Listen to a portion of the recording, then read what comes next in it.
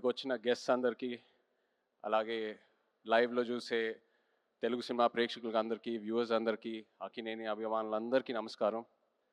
Firstly I'd like to start by thanking Sandeep Reddy Vanga. Sandeep garu, thank you so much for coming. You are the man of the moment, the man of every moment. And what I feel is that ee madhya kalamlo I have not seen anyone as honest and as original as you. Idi మీ సినిమాలే కాదు, I watch a lot of your interviews. And me interviews చూసేటప్పుడు ఎంతో ఒక honesty, ఎంతో ఒక transparency కనిపిస్తుంది. చాలామంది అది ఏదో వైరల్ చేయడానికి, హైప్ క్రియేట్ చేయడానికి అంటారు, but that is pure honesty. Thank you so much for being your Sandeep garu. Thank you.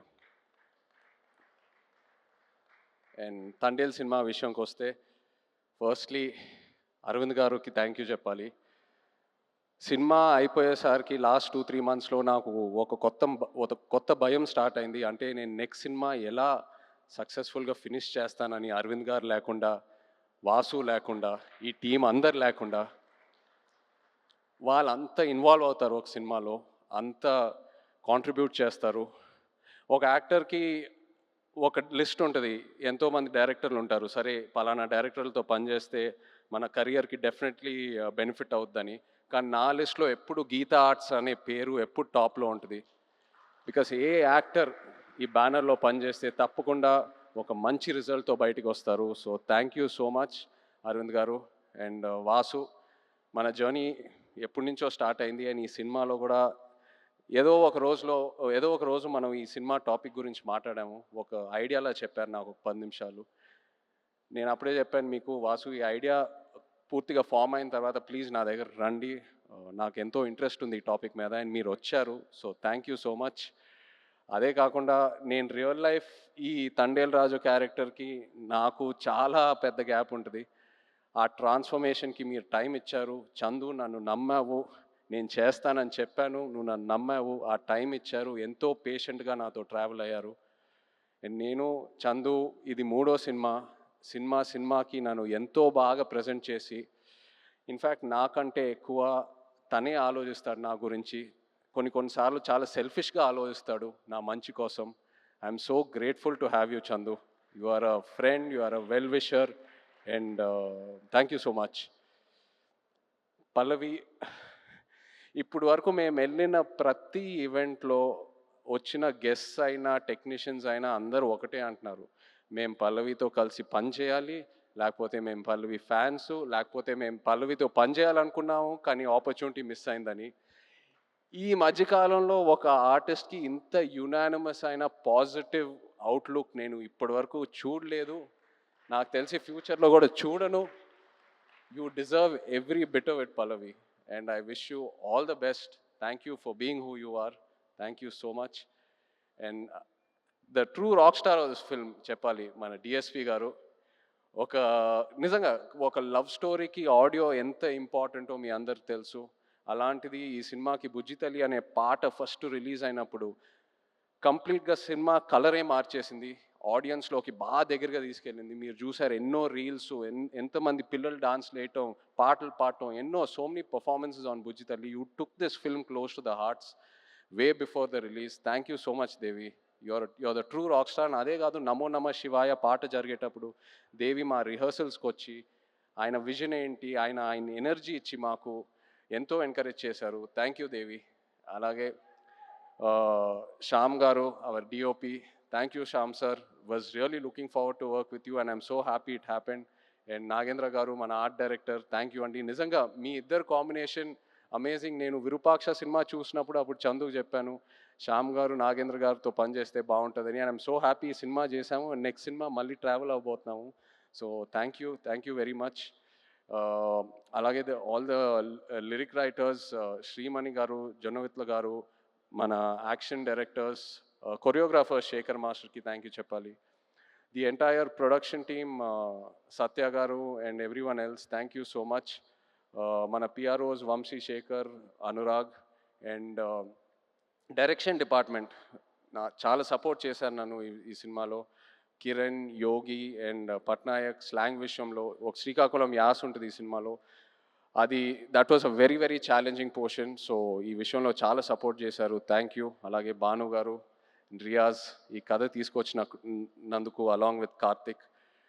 So thank you all so much. But ఇప్పుడు ద హీరోస్ ఆఫ్ తండేల్ నేను స్టేజ్ మీద పిలుద్దాం అనుకుంటున్నాను.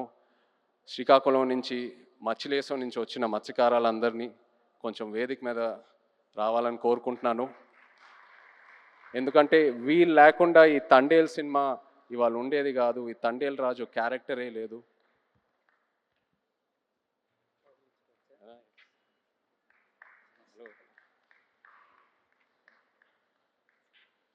హలో నమస్తే. హలో అండి. హలో రండి. సో చందు నాకు ఫస్ట్ ఈ కథ ఒక ఐడియాగా చెప్పాడు.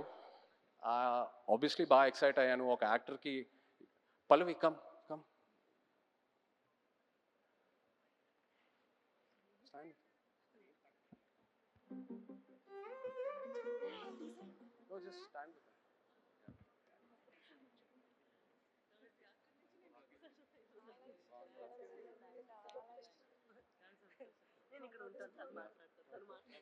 సో చందు నాకు ఈ కథ జస్ట్ ఒక ఐడియాగా చెప్పాడు. ఒక డాక్యుమెంటరీ స్టైల్లో ఒక 10 నిమిషాలు.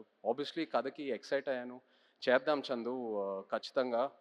సో ఆ తర్వాత నన్ను మచ్చిలేశంకి తీసుకెళ్ళాడు. అక్కడ వీళ్ళందరినీ కలిశాను. వీళ్ళు ఎలా ఉంటారు, వీళ్ళ లైఫ్ ఏంటి, వాళ్ళ ఎక్స్పీరియన్సెస్ ఏంటి, వాళ్ళు ఫేస్ చేసిన ఛాలెంజెస్ ఏంటి, అక్కడ మట్టి వాసన ఏంటి, వాళ్ళు తినే తిండి ఏంటి, అన్నీ తెలుసుకొని అప్పుడు నాకు ఈ తండేల్ రాజు కథకి ఒక క్లారిటీ దొరికింది, ఒక ఐడియా వచ్చింది. వీళ్ళేంటంటే ఒక 8-9 నెలలు సముద్రంలోకి వెళ్తారు.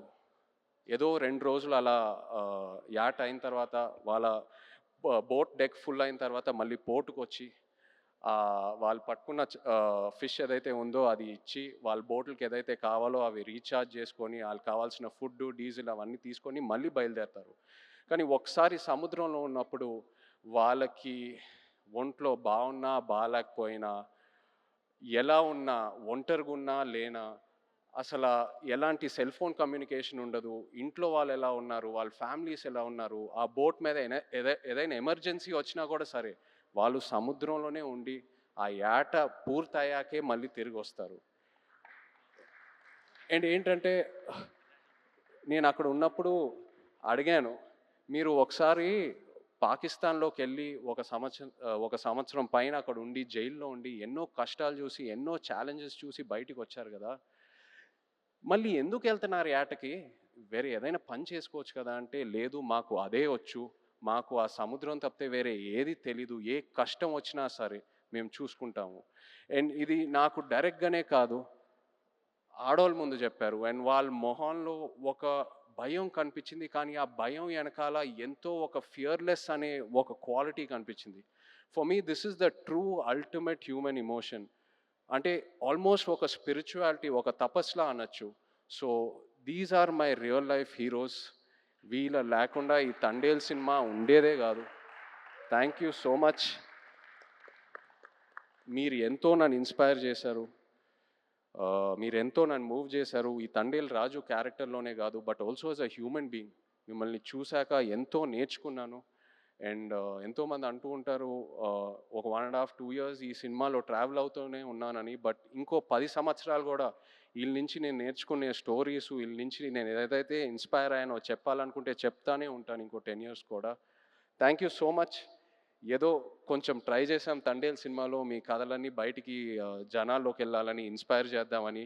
ఐ హోప్ మీరందరూ సినిమా చూసి సంతోషం పడతారు. Thank you so much everyone. Feb 7th థియేటర్స్లో దుల్లగొట్టేద్దాం అంతే. Thank you.